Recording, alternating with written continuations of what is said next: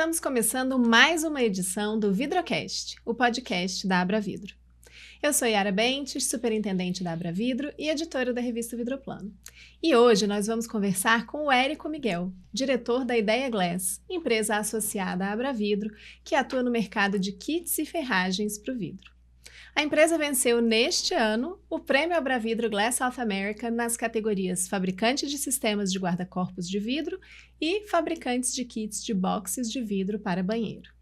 Érico, muito obrigada pela sua presença aqui no Vidrocast. Obrigado pelo convite, Yara. Estou muito feliz em estar presente, ainda mais depois de ter conquistado esses dois prêmios muito importantes para a gente. Sim, a gente vai já falar sobre eles, mas antes eu queria falar um pouquinho de trajetória. Érico, quando eu vejo as fotos antigas do Simpovidro, né, de outras edições, desse encontro que é tão importante que a Abra Vidro realiza a cada 2 anos, eu vejo fotos suas, jovenzinho ainda, acompanhando seu pai, o Miguel, no Simpovidro. Conta pra gente como que foi o início da história da Ideia Glass no setor vidreiro e também um pouco da sua relação com o mercado, se você sempre quis trabalhar na Ideia Glass. Conta um pouquinho pra gente dessa história. Então, vamos lá. Tudo começou quando o Miguel, lá através da Polividros, né, que é a empresa vidraçaria que ele tem, foi construindo um relacionamento dele dentro do nosso segmento. Assim como vários antigos do vidro, que eu chamo, né, os senhores que hoje têm 70 e alguns anos, começaram com as suas vidraçarias. Alguns viraram Tempera, que são associados aí da Abra Vidro. Sim. Outros viraram distribuidores. Outros viraram fabricantes e outros continuam com as suas vidraçarias ou até se aposentaram já. Sim. O meu pai fez essa trajetória. Ele pegou e construiu dentro da empresa dele, dentro da Polividros, um diferencial de mercado.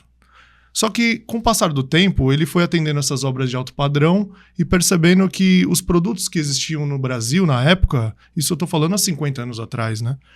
Eles não atendiam todas as necessidades que o público de mais alto padrão tinha quando se tratava de ferragens para vidro, parte de instalação, todas essas coisas que o mercado era muito carente, né?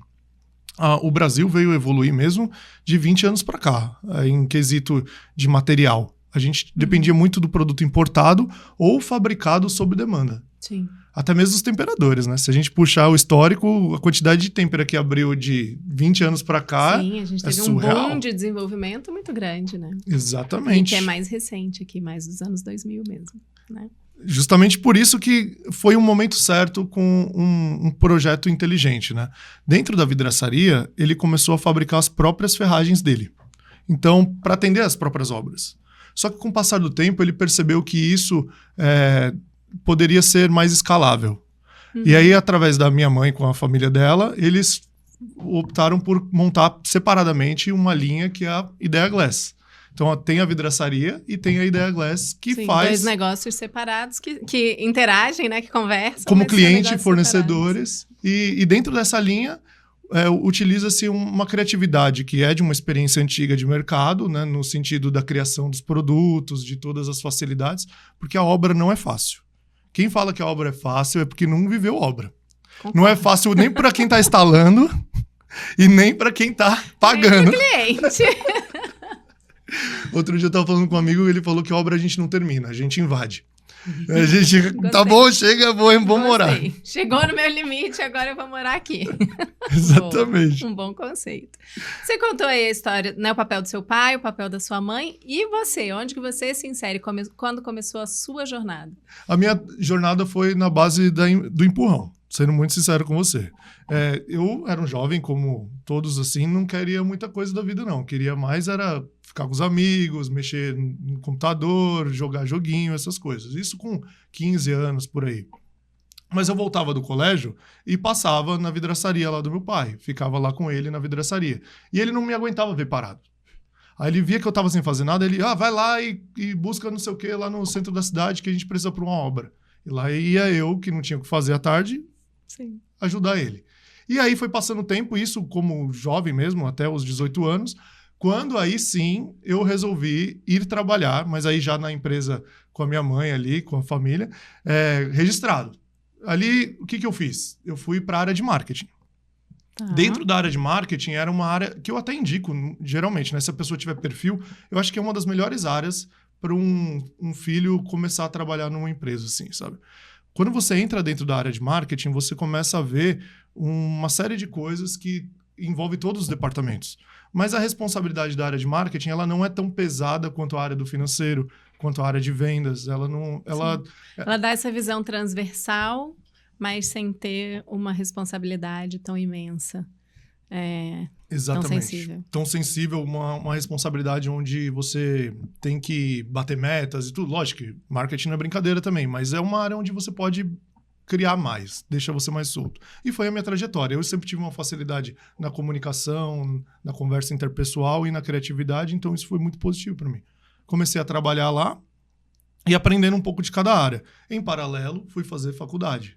Na minha faculdade, eu optei por fazer design voltado para publicidade, que é design gráfico, criação de peça publicitária, essa parte de logo, brand, todas essas questões, né? Você sabe muito bem, né, Yara? Você é formada nessa área. Sim, sou jornalista e atuei muito em comunicação corporativa também. Legal. Então, foi por ali. Eu entrei por esse caminho. No passar do tempo, eu fui adquirindo outros cursos, buscando outras referências, convivendo com outros empresários e vendo o que eu poderia trazer para a nossa empresa. E eu fui abrangendo esse leque maior até o ponto onde eu resolvi fazer uma operação de fabricação separada do processo geral para a gente ter mais otimização na nossa linha. Então, a gente consegue hoje ter uma fabricação terceirizada, consegue fazer todo um processo de agilidade e criação dos nossos produtos, graças a essa visão 360 que eu tive de várias áreas e através do conhecimento de cursos que eu adquiri, principalmente voltado para a metodologia Toyota de produção,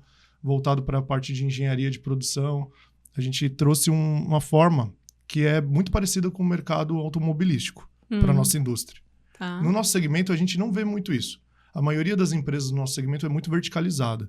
Eles fazem a fundição, fazem a injeção, A gente optou por um outro caminho, que é encontrar bons parceiros que fazem esse processo e focar principal core da empresa, que é a criação e a divulgação de marketing. Sim. Então, hoje a gente se preocupa muito com conhecer o cliente, entender as dores dele, criar um bom produto e encontrar um bom parceiro que possa fornecer Desenvolver esse produto. Bom, você está contando aqui pra gente que a sua trajetória na Ideia Glass começou no marketing e o marketing e a comunicação são pontos centrais na atuação da Ideia Glass hoje no mercado, né? A gente vê que vocês têm isso sempre muito presente. Na Glass South America, no stand de vocês sempre dão uma movimentada com ações criativas. Essa mesma criatividade está nos canais da empresa hoje, nas redes sociais, né? Vocês se diferenciam por essa estratégia de comunicação e marketing sempre muito afinada. Como que isso surgiu e de que maneira vocês imprimem o DNA da Ideia Glass no mercado por meio dessa ação de comunicação e marketing? A gente opta por fazer isso muito porque tá no nosso DNA. Essa comunicação, essa criatividade, ela faz parte da gente. A gente não força isso, né? Hoje está falando muito sobre empresas que têm rosto, que tem marca com o ser humano, com o dono da empresa aparecendo. Isso sempre foi, desde o começo, uma característica nossa, de aparecer, de explicar melhor. Porque se o cliente não consegue enxergar o produto e entender ele não vai comprar o produto. Então, a estratégia que a gente usa, na verdade, é uma comunicação direta e interpessoal, ao invés de fazer uma comunicação muito formal, que eu acho que a gente deu sorte, né? Porque o mundo está migrando um pouco mais para isso. Então, a naturalidade nossa que gerou essa criatividade de se comunicar dessa forma. O que a gente procura fazer e reflete bastante é ser diferente. Porque se você fazer a mesma coisa que todas as empresas fazem, você vai ser comparado de uma forma igual a elas. Sim. Então, hoje, o que a gente busca? Muitas referências fora do segmento do vidro. Não desmerecendo o nosso segmento, é um segmento louvável, maravilhoso, e por isso que a gente está nele, mas a gente às vezes fica olhando muito para o lado e não consegue enxergar coisas diferentes. E aí existem outras empresas que trazem novidades, trazem coisas diferentes. Tem vários exemplos de empresas que não são do nosso segmento que fazem coisas boas e a gente se inspira com eles, né? Através de podcasts, que nem a gente está fazendo hoje, a gente vê coisas interessantes, mas eu acho que o grande segredo, na verdade, é ouvir o cliente. Quando você ouve o seu cliente, você consegue entender o que ele está gostando e o que ele não está gostando. Sim. E aí você pode melhorar ou mudar a estratégia. E falando em cliente, vocês na Ideia Glass são muito próximos de um público que é estratégico no nosso segmento, que é o vidraceiro. Como que vocês fazem esse trabalho para manter essa proximidade, essa relevância e esse relacionamento com esse público? Os vidraceiros, para a gente, é a alma do nosso negócio. eles são os que realmente enfrentam os desafios do dia a dia. Como eu comentei anteriormente, uma obra não é fácil. Um vidraceiro, ele encara problemas antes, durante e depois da obra. Então, a gente prioriza muito esse relacionamento, entender o que ele está passando. A gente faz muito através do contato humano mesmo, visitando as vidraçarias no Brasil inteiro. Eu já visitei quase todos os estados do Brasil. Estou devendo alguns, prometo que eu vou passar aí. Mas a gente vai fazendo isso de porta em porta, conversando através de eventos. Existem eventos que estão acontecendo por todo o Brasil que a gente patrocina. Às vezes a gente não está diretamente, mas a gente é um dos patrocinadores. Através das associações. Eu acho que o trabalho da associação é muito importante para ter esse canal também. E tem ajudado a gente. E hoje, com as redes sociais, facilitou muito, né?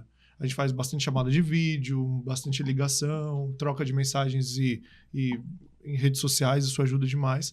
Mas a gente usa isso como um foco da nossa empresa, né? Diferente de enxergar o vidraceiro como um instalador, simplesmente, para a gente, ele é realmente um vendedor, uma pessoa importante para o nosso negócio. E na esteira dessa relação com esses profissionais tão relevantes que a gente está falando aqui, vocês criaram o Vidraceiro Ideal, que tem um portal dentro do site da Ideia Glass e tem também perfil dessa iniciativa no Instagram para conversar com eles. Conta um pouquinho mais dessa iniciativa. Nossa, essa iniciativa foi legal. O Vidraceiro Ideal nasceu no período de pandemia. Foi ali em 2020, iniciozinho da pandemia, quando começaram a querer falar que ia fechar tudo. A gente falou, precisa ajudar esses vidraceiros. Porque muitos dependem da venda de hoje para pagar o funcionário no final do mês. Se eles não venderem, eles não têm caixa para poder se manter. E a gente ficou muito preocupado com os vidraceiros e as obras, o que ia acontecer. Então, a gente criou um perfil do Vidraceiro Ideal por esse motivo, para poder incentivar o vidraceiro diretamente, sem confundir com o restante da nossa comunicação, com os distribuidores, com os consumidores finais, enfim, para que eles pudessem ter um apoio direto da nossa fábrica. Então, a gente fez muitas lives, que na época era famoso isso daí, né? Lives fechadas com esses vidraceiros. A gente fez um trabalho de treinamento online para eles, disponibilizamos material de marketing, material físico de display para eles poderem ir.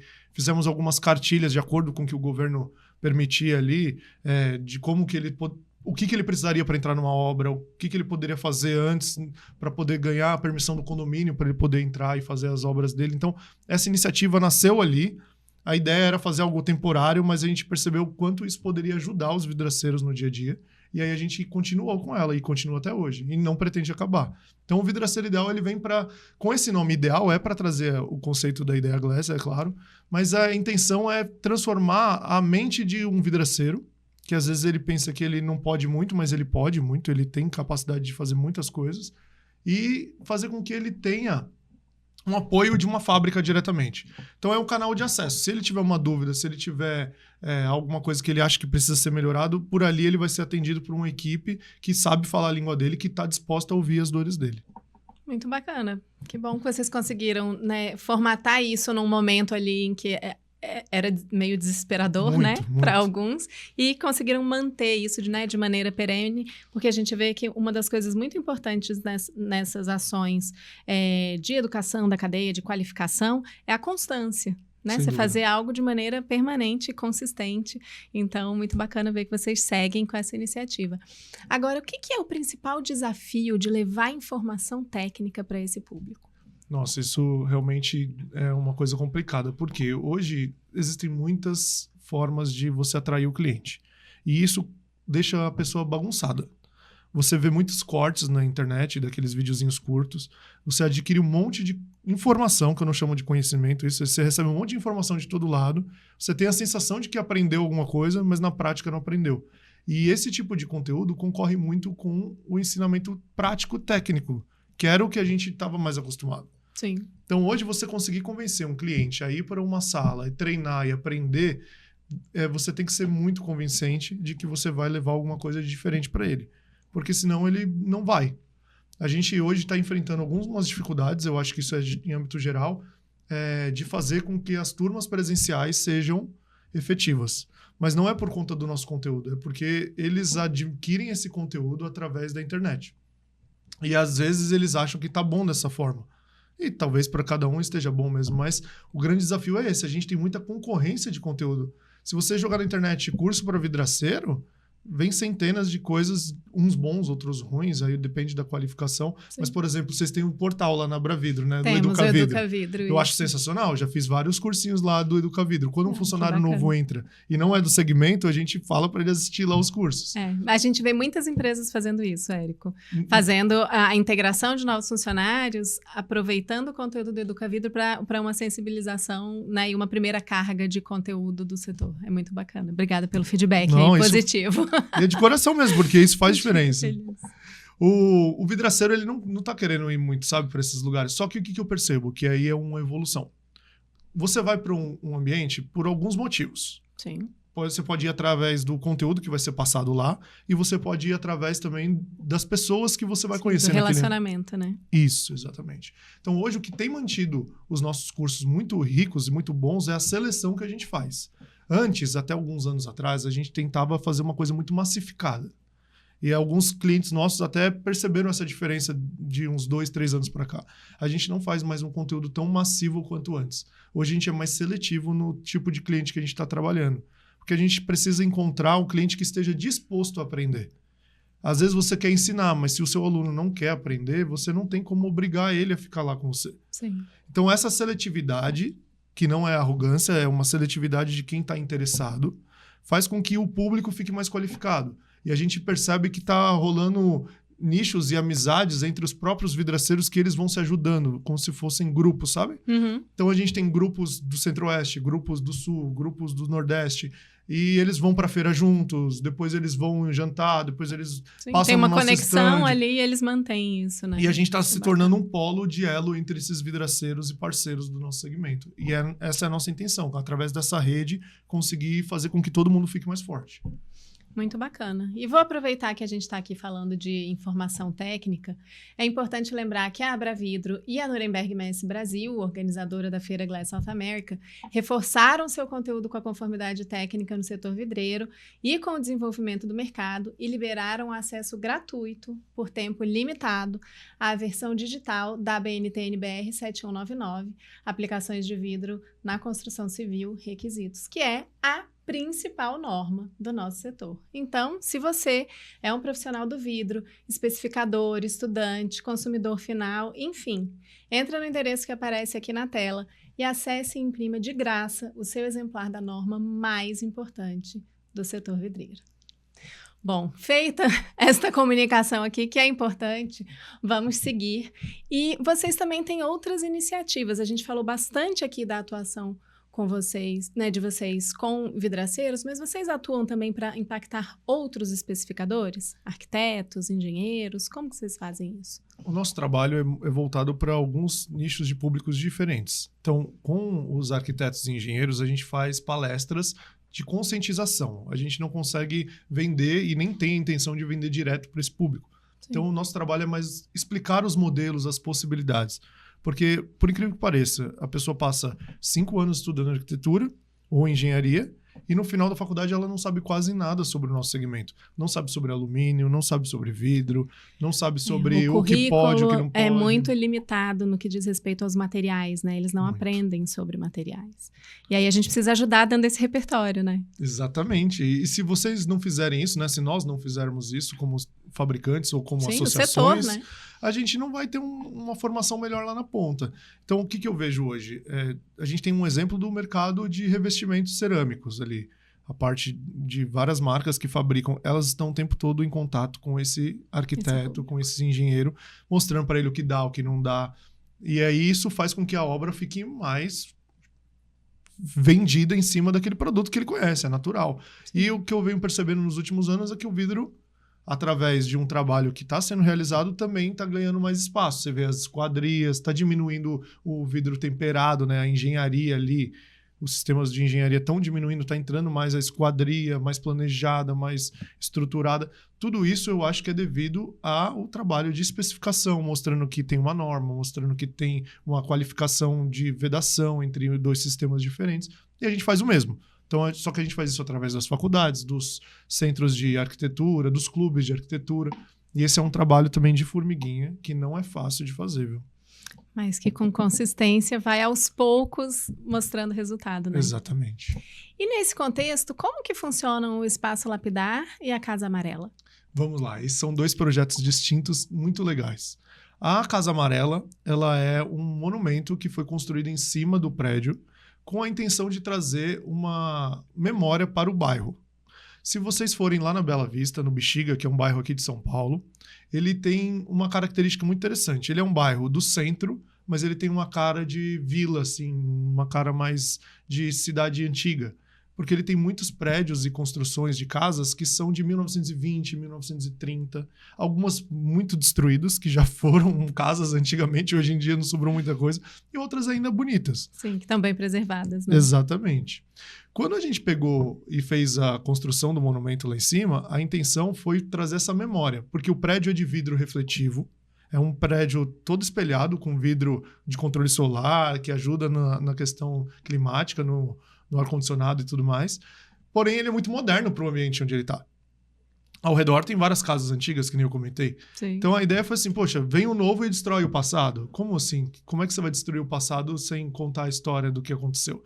E aí essa foi uma criação do meu pai, né, do Miguel, a construção da Casa Amarela.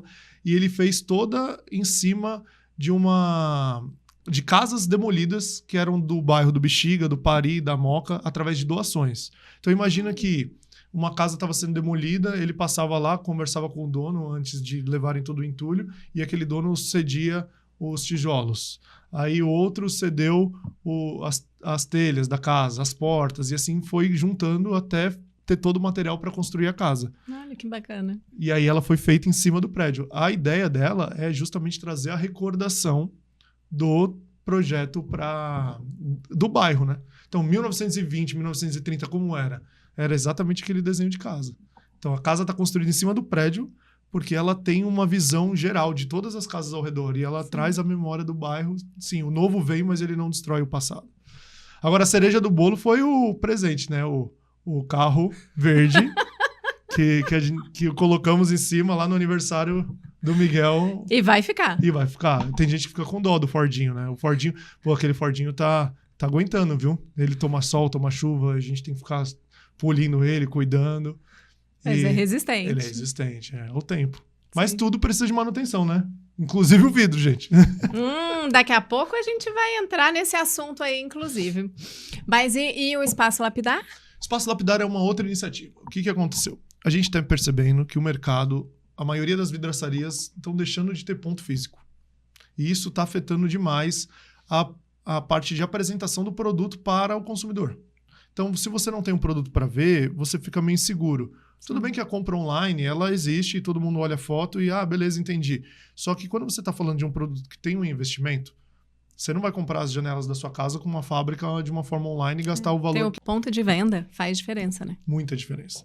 Então, a ideia que a gente trouxe é um espaço onde o cliente pode vir junto com o seu vidraceiro, ou o vidraceiro trazer o seu arquiteto ou o seu cliente final lá dentro, e através do nosso showroom ele apresenta para o cliente dele as soluções que a gente tem, em parceria, né? Então, por exemplo, você quer comprar um box para sua casa, Yara? Você poderia ir lá junto com o seu vidraceiro e ele vai mostrar todos os modelos que tem. E aí lá você vai ter café, você vai ter uma mesa para sentar, conversar com o seu cliente e vai fazer a 4 mãos um trabalho junto com a sua obra. O ponto, nós não fazemos a venda direta para o consumidor que vai lá, não é essa a intenção, mas a gente faz o espaço ser harmônico para que quem esteja lá consiga tomar a melhor decisão para a sua obra. E tem dado resultado essa iniciativa? Tem dado bastante resultado. A gente tem um pequeno auditório lá dentro também que a gente usa para eventos. A gente tem um espaço onde a gente fez alguns trabalhos diferentes para conscientização da parte do meio ambiente, né? A gente tem uma árvore lá que ela tem um monumento ao redor. Inclusive, queria agradecer o pessoal da GC que fez a doação dos vidros para fazer esse monumento. É uma obra muito bonita. Quem tiver a oportunidade um dia de conhecer lá o nosso Espaço Lapidar, as portas estão abertas, é só agendar uma data que a gente recebe vocês. A gente usa ele como espaço de criação. Então, por que a gente deu o nome de Espaço Lapidar? Também isso é interessante. Tem a questão do vidro, que é um segmento que a gente está, mas a ideia é de transformar um elemento. Quando você pega um cristal, e faz a lapidação, ou mesmo um vidro, que no nosso caso, e lapida, você deixa ele melhor. Você deixa ele mais reluzente, mais brilhante. E isso é o que o espaço propõe, que você venha com uma ideia, mas juntos a gente vai lapidar essa ideia e deixar ela melhor ainda. Então, estamos lá para aprender e para contribuir. Essa é a nossa intenção principal. Que bacana, parabéns. Bom, boa parte dos associados da Abravidro estão no mercado B2B. Já vocês são um dos poucos associados que talvez estejam mais visíveis para o consumidor final, que muitas vezes vai nas vidraçarias e nas serralherias e encontra materiais de vocês, como catálogos, folders, enfim. Como que é esse trabalho para mobilizar o cliente no ponto de venda, ali naquele momento em que ele precisa decidir qual produto que ele vai levar? O Espaço Lapidar é um pouco disso, né? Você está proporcionando isso para o vidraceiro que não tem um ponto de venda. Mas como que vocês organizam e entendem a importância desse momento na jornada do consumidor? O Espaço Lapidar é um dos pilares agora para esse processo. Porque quando a gente usa o espaço para receber o consumidor final, a gente também pode ouvir as dores do consumidor final. Hoje a gente escuta muitas dores do vidraceiro, mas as dores do consumidor final às vezes ficam só com o vidraceiro, a gente não chega a ouvir elas diretamente. O trabalho com o cliente consumidor, ele é o mais desgastante que existe, porque são pessoas que não conhecem sobre o produto tecnicamente, elas não entendem o que dá para fazer, o que não dá, e eu me impressiono às vezes com a quantidade de pessoas que não conseguem nem interpretar direito um desenho de uma planta, por exemplo. Não desmerecendo, claro, se você não souber ver, mas quem está fazendo uma obra, quem está fazendo um projeto precisa de um auxílio. Então a gente apoia muito o vidraceiro para que ele seja a ponte para o consumidor final, para que não tenha esse desgaste de informação. Nos nossos conteúdos que são publicados nas redes sociais e nos anúncios que a gente faz, a gente tenta focar mais no aspecto funcional e prático dos produtos, sem entrar muito na parte técnica. O que eu vejo de diferente assim, é que o consumidor precisa entender. E às vezes a marca ou o fabricante explica muito os aspectos técnicos e não os aspectos de design, de ganho funcional que o produto vai te dar. Se você vê os anúncios, por exemplo, da Apple, pouco falam sobre a tecnologia em si do produto. São imagens bonitas e representam só um conceito, né? A gente tem vários elementos que são assim, então a gente tem que conseguir entender o que o cliente quer e propor para ele uma solução que consiga ficar clara na cabeça dele. O cliente final, na prática, ele quer um box para tampar a água que está vazando. É isso. Na prática é isso, né? Mas a gente tem várias formas de fazer isso. Tem aquela... Se der para deixar o banheiro bonito ainda por cima, aí pronto, fechou. Exato. Mas eu sempre falo para os meus vendedores e para o time, né? Quando a gente está lá. Se o cliente só quisesse isso, já tinha cortininha de plástico. E aí só ia vender cortininha de plástico. Mas você quer tomar banho numa cortininha de plástico? Não. Ela Obrigada. gruda no seu corpo gelado e acontece todo aquele negócio que você não quer. Então, existem outras necessidades que estão ali por trás daquela necessidade única, exclusiva. E a gente tenta fazer com que o cliente enxergue que a gente tem essa solução. Através dos anúncios, através da comunicação, através desse trabalho de palestras, de divulgação para o arquiteto, para o cliente final. Vocês são referência em boxes de banheiro, né? A Ideia Glass tem desde roldanas aparentes e até inúmeras outras opções. Na última edição agora da Glass South America, realizada em setembro desse ano, vocês lançaram o box Triplex, que conta com 3 peças de vidro, sendo 2 móveis, um modelo ideal para espaços pequenos, e o Duplex, que tem 2 folhas móveis. Hoje vocês têm quantos tipos de box no portfólio da Ideia Glass? Olha, tipos mesmo, a gente fala em torno de 6 famílias de produto, mas com as variações dela, passa de 500 linhas diferentes, né? De formas de montagem, cores, tamanhos, essas coisas. Eu também me assustei com esse número, porque na produção, às vezes, a gente... Que nem esse duplex e triplex, como ele já vem com várias cores, se você multiplicar pelos modelos, dá muitos SKUs, assim, muitas formas de montagem. E então, hoje são 6 linhas principais na linha de box. A gente tem o Elegância, o Kit Reto, o sistema Encanto, o sistema DUI, a gente tem o Nobre, o Flex, o Triplex, o Duplex. Então, vai agregando todos esses modelos e cada um tem uma funcionalidade. Sim. O início todo é através das roldanas aparentes, mas eles não completam toda a necessidade do cliente. Por isso que a gente desenvolveu o Box Flex, por exemplo, para pequenos ambientes. O Triplex e o Duplex, eles também vêm por isso. A gente ficou ouvindo os nossos clientes e eles falaram para a gente, poxa, a gente queria uma solução para ter uma mobilidade de 2 folhas para ambientes pequenos. E aí a gente foi lá e São muitas desenvolveu. realidades diferentes, né, nas habitações. Então, você precisa ter solução para tudo. Exatamente, né? Principalmente por conta do Brasil. A gente tem uma diversidade tão grande de ambientes, de espaços, de culturas. Sim. Tem lugares que estão fazendo mais o box com a linha quadrada, o trilho quadrado, que é o nobre que a gente tem. Tem outros que preferem o rodando aparente, que é o caso do Elegance. Então, cada linha de produto ela também tem uma regionalização, que é muito interessante isso no Brasil. Érico, o box é um dos produtos de vidro mais presentes na casa das pessoas hoje em dia, né? Um dos nossos produtos aí mais populares. O que o consumidor procura na hora que ele vai comprar um box? Ele sabe do que ele precisa? Estava falando aí da dificuldade que as pessoas têm de interpretar plantas, né? Eles sabem o que é o modelo, quais as limitações, uma folha, duas folhas, folha móvel, folha fixa, eles entendem isso? Eu acredito que não, Yara. A maior parte dos clientes não sabe as opções que existem no mercado para box de banheiro. E muitos deles vão pela opinião que o vidraceiro dá. E acho que, inclusive... É um influenciador super importante dessa compra, né? Absurdo. O vidraceiro faz a definição da venda, muitas vezes. Lógico, o preço influencia, mas é o vidraceiro que fala para o cliente, existe isso, existe aquilo. O trabalho que é feito com o consumidor final para apresentar o produto também conta bastante. Mas é o vidraceiro que é o principal influenciador desse negócio. Agora, como o cliente não conhece, a maioria fica preso no box de correr. O que eu vejo é isso.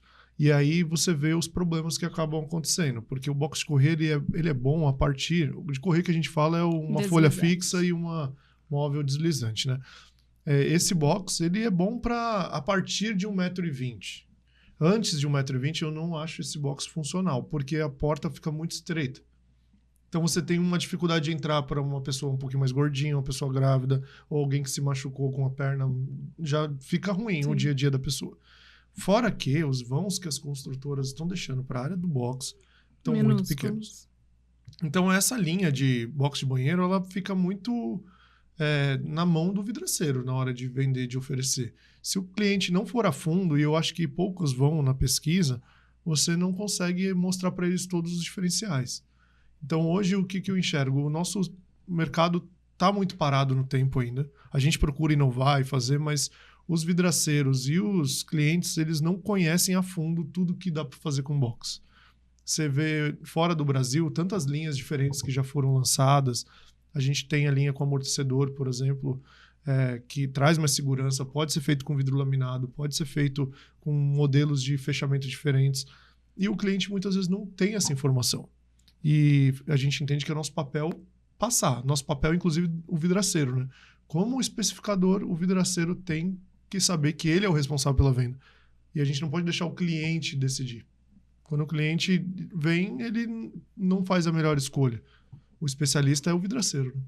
Quando a gente fala do box de banheiro, um dos grandes desafios é a questão da manutenção. Você até fez uma menção a isso lá no começo da nossa conversa. Eu falei, a gente vai falar disso mais ali para frente. A norma técnica do produto, que é a BNT-NBR 14207, ela determina que a manutenção do sistema seja feita a cada 12 meses. Sim. Mas a gente sabe que, infelizmente, não é isso que acontece na maioria das casas, né, que tem box de banheiro instalado. Os profissionais normalmente não falam sobre isso e o consumidor não tem a mais vaga ideia de que existe essa recomendação, essa regulamentação. De que maneira a Ideia Glass orienta os seus parceiros comerciais sobre esse cuidado, sobre levar essa informação para o consumidor, sobre oferecer esse serviço? Que muitas vezes, né, você até quer fazer o serviço, mas você liga e você não consegue achar uma vidraçaria que faça o serviço de manutenção. Verdade. A manutenção ela é muito barata, né? Infelizmente, o vidraceiro enxerga aquilo como algo que não vale a pena para ele. Então, tem o deslocamento, o cliente também não quer pagar 250, 300 reais para alguém ir lá e olhar o box dele. Ele acha que aquilo ali é muito caro. Mas essa manutenção já existe em vários segmentos. Eu tento falar isso nos nossos treinamentos, a gente explica com mais detalhe. Por exemplo, o ar-condicionado. Se você não fizer manutenção no seu ar-condicionado, ele vai vazar gás, ele vai deixar de gelar ou esquentar o ambiente. Se você não fizer manutenção em vários equipamentos eletrônicos que existem dentro da casa, também vai acontecer a mesma coisa. E automóvel, né? Automóvel, tem que ir lá fazer a revisão. O pessoal da Honda me liga todo ano para fazer a revisão. O que eu acho que falta um pouco no nosso segmento é essa conscientização do cliente na hora da venda. Porque quando você está vendendo, o cliente está comprando, ele está ouvindo tudo que você está falando e ele está ciente daquela situação. Mas muitos vidraceiros não falam sobre isso, porque eles têm medo de perder a venda. Pô, se eu falar para o cliente que ele vai ter que fazer manutenção daqui a um ano, ele vai achar que o meu serviço não é bom.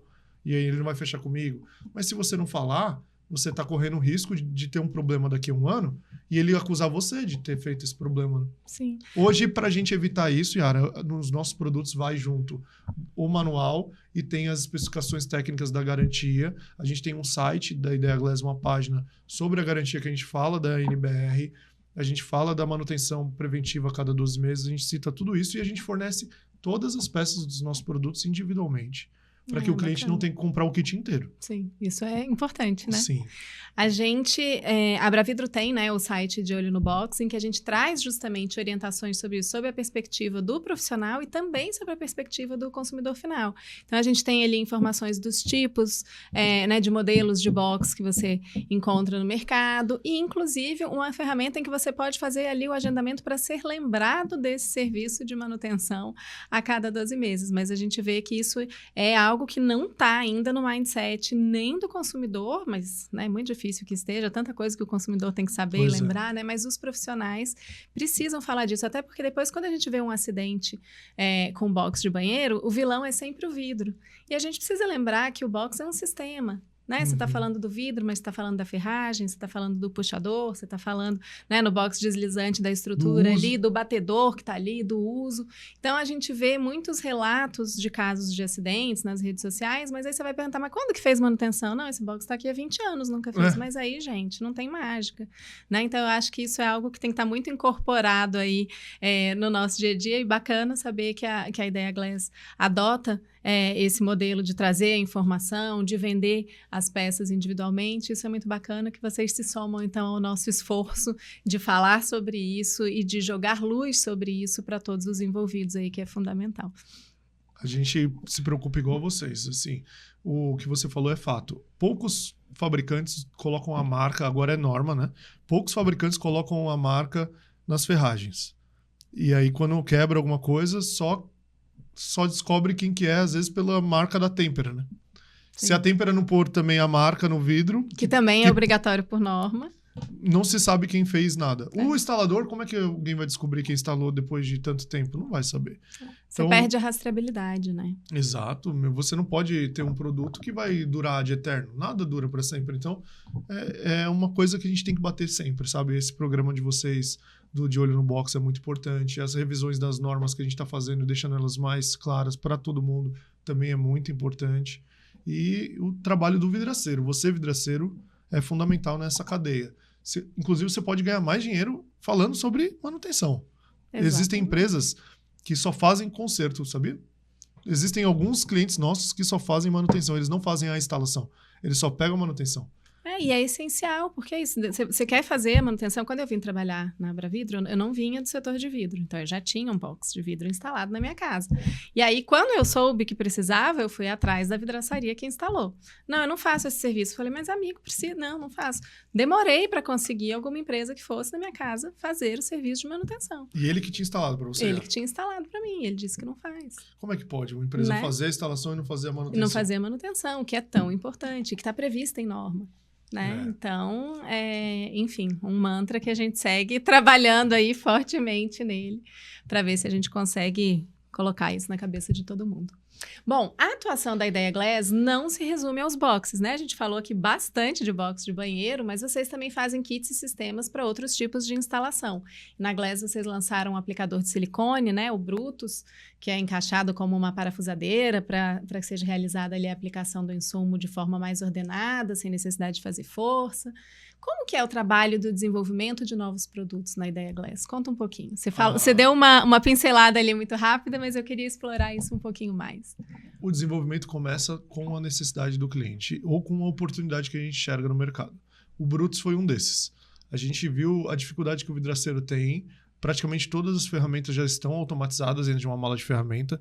Antes o vidraceiro tinha que levar uma mala cheia de chave. Hoje em dia ele leva só uma parafusadeira e troca as pontas. Isso simplificou a vida dele. Demais. Antes ele tinha que levar uma serra manual. Muitos já levam uma policorte já na bolsa e liga na tomada e corta os alumínios.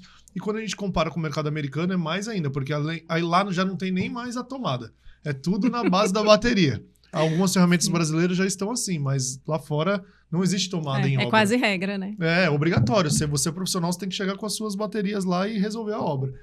E aqui a gente tem a briga da extensão, né? Que isso é engraçado. O gesseiro quer usar a extensão, o pedreiro quer usar, aí o vidraceiro chega, aí um quer matar o outro na obra. É isso mesmo.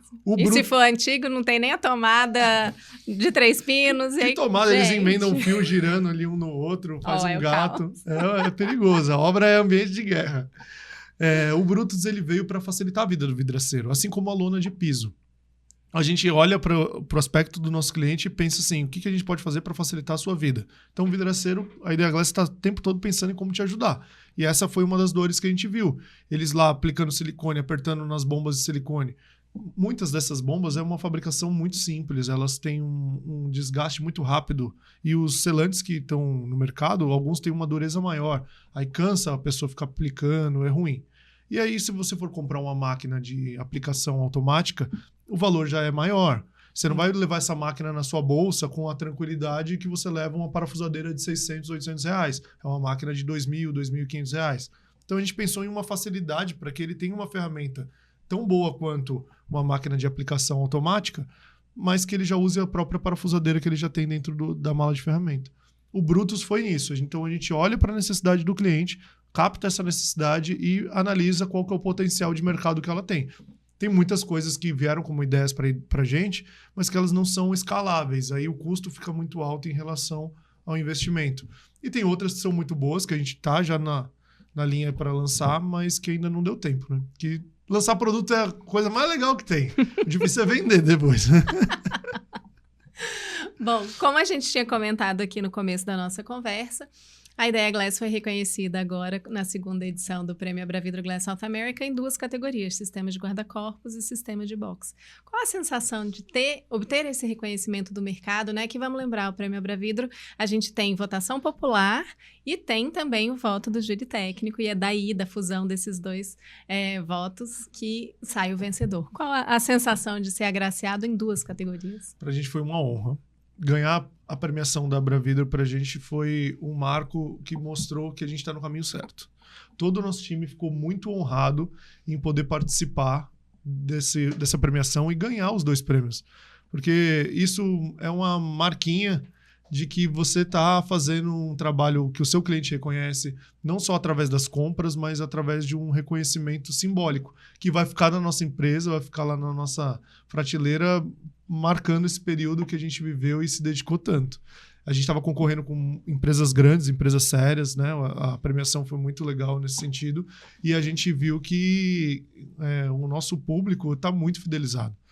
Então, agradeço demais você que votou na Idea Glass, você que fez parte dessa premiação para que a gente ganhasse, e parabenizo demais o nosso time também pela dedicação que vocês têm no dia a dia, e isso mostra, através da premiação, que somos bons e que ainda temos muito a ganhar. E essa premiação veio aí nas 2 categorias, box, que vocês já têm muita visibilidade nessa área, e também em guarda-corpo. E guarda-corpo ainda é uma aplicação em que a gente tem muitos casos, mas muitos casos, infelizmente, de não conformidade técnica, né, Érico? Com uso de vidro temperado, quando a norma obriga o uso do vidro laminado ou do laminado de temperado, né? De que maneira vocês trabalham para conscientizar o mercado sobre isso, sobre esta aplicação específica? Bom, primeiro, a gente tem alguns produtos para a linha de guarda-corpo. Um deles é o Prolongador Max. O Prolongador Max ele só é fabricado em aço inox, a gente não faz ele em outros materiais. Primeiro pela questão da resistência e da durabilidade. E a gente tem também a questão da carga que ele aguenta. Então, o inox que a gente usa não é um inox soldado igual existem vários no segmento. A gente fez testes de carga nele, a gente sabe que ele suporta bastante peso. Ele é utilizado em obras grandes e pequenas e ele passa nesses requisitos. Eu acho que o guarda-corpo ele é mais perigoso até do que o box quando ele é mal dimensionado. Muito mais, na verdade. Porque a função dele é como cuidar. Diz o nome, né? Guardar o corpo. A gente lançou uma linha nova também, que é a linha do Segure. Ela foi apresentada na última feira na Glass. Essa linha ela traz uma segurança para a borda do vidro laminado, que a gente também vê que é uma aplicação errada dentro dos guarda-corpos que existem aí nas obras. O cliente quer algo clean, tudo bem, a gente também gosta de uma visão mais clean, mas a borda do vidro laminado não pode ficar exposta. E a gente percebeu que a maior parte das obras não utiliza nada em cima, e aí aquilo vai delaminando. Aí você, de repente, especificou um vidro certo, colocou uma ferragem segura na fixação, mas você deixou o vidro exposto ao ambiente, luz solar, chuva, umidade, variações, produtos químicos que alguém vai usar para limpar aquele vidro, vai delaminar, ficar feio no aspecto, ou então pode prejudicar até a questão de segurança desse guarda-corpo. Desempenho, né? E a gente tem essa preocupação. Então, tudo que a gente faz e desenvolve tem a ideia de fazer com que seja perene, que seja durável. Não fazemos produtos por preço. A gente se preocupa com isso, mas não é o principal fator. Então, hoje o guarda-corpo para a gente é uma linha que foi muito feliz em ganhar, ficamos muito felizes, mas acho que foi muito por conta desse lançamento que a gente fez da linha Segure, que é o perfil de topo do guarda-corpo. Então, fica aqui a sugestão para que vocês, nessas ações todas que tem com os diferentes grupos aí, vidraceiros, arquitetos e tal, reforcem esse aspecto da conformidade técnica, não só da qualidade, né, do material, da ferragem que vocês desenvolveram, mas também de que guarda-corpo é com vidro laminado. Sempre, gente. Né? Laminado, de preferência temperado. Temperado, isso laminado mesmo. temperado. Lá na nossa empresa, a gente tem uma escada toda feita em guarda-corpo 10 mais 10 laminado temperado. E é vidro eterno, né? Tem um custo mais alto? Tem, mas a gente tem que dar o exemplo. A segurança tá garantida. Exatamente. Né? Bom, e como que tem sido o ano de 2025 para a Ideia Glass até aqui? Olha, tá desafiador esse ano, hein? Não é só pra gente, não. O mercado, a gente conversa com todos os nossos clientes. A construção civil esse ano, devido à taxa de juros, aos prédios, as pessoas estão segurando, estão com medo do que está acontecendo em relação a parte política, a parte de construção. Claro que quem já estava andando com a obra está seguindo, mas a gente vê que deu uma freada nas obras novas. Exatamente. Né? E eu não sei, assim, como vai ser nos próximos anos a construção civil diretamente, mas é algo que preocupa a gente. É natural que exista uma queda, a gente já está tomando medidas em relação à divulgação, forma de trabalho, área comercial, para tentar reverter os cenários. Não é que está tudo horrível também, mas eu não sei até onde o nosso segmento vai conseguir se manter da forma como vinha. Porque muitos empresários fizeram investimento, né? Distribuidores, eu vejo muita gente entrando na linha da esquadria de alumínio, apostando que vai ser um futuro. Só que eu tô vendo tanta gente entrando nessa área ao mesmo tempo, que eu acho que logo vai ficar saturado, Yara. Vai ficar saturado. Se todo mundo colocar o mesmo produto para vender, é lei da oferta e procura. Daqui a pouco, alguma coisa acontece que vai equilibrar aquele preço. Então, eu vejo que a gente tem que se diferenciar através de alguma coisa que o cliente valorize. Não é só através de preço. A nossa preocupação esse ano foi em estruturar melhor esses lançamentos que a gente já tinha e fazer com que o trabalho no corpo a corpo, junto com o nosso cliente, ficasse ainda mais forte. Por isso que a gente inaugurou o Espaço Lapidar, por isso que a gente fez a Feira Glass esse ano, mesmo sabendo que a mudança de data iria ter uma dificuldade a mais, mas para a gente foi importante estar presente nesses eventos para estreitar o relacionamento que a gente tem com os nossos clientes. E o que vocês estão enxergando para 2026? 2026 a gente tem mais alguns lançamentos para soltar, que já estavam previstos, né, para o nosso trabalho, e a gente quer intensificar o trabalho no corpo a corpo junto com os clientes nos treinamentos. Então, se você é do Brasil aí, em qualquer região, procure a nossa equipe, que nós temos muitos treinamentos agendados para esse ano de 2026, que vai trazer para você o conhecimento técnico, prático, montagem. A gente está sendo muito procurado com novos vidraceiros e equipes de instalação. Os vidraceiros antigos, aquele vidraceiro raiz, está se aposentando. E aí está entrando um pessoal novo que não sabe montar box. A gente tem a missão, como fabricante, de ajudar vocês a melhorar e aprender a instalar box. Então, a gente está entrando com um treinamento prático. Para esse ano vai ser muito forte isso. A visita no corpo a corpo e treinamentos práticos em relação aos nossos produtos. Ah, que bacana. Sucesso para vocês nessa iniciativa.